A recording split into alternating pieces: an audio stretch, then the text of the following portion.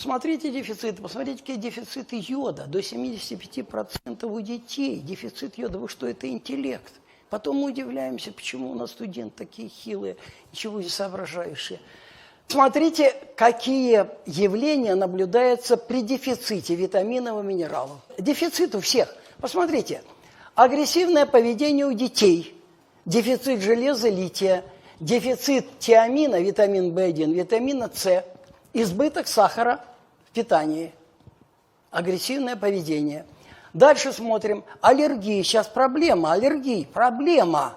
Ее не было раньше, между прочим. Это не только среда загрязненная. Это еще вот эти дефициты кальция, магний, цинк, витаминов. Посмотрите. Дальше. Тревожность. Посмотрите. Утомляемость, иммунодепрессия.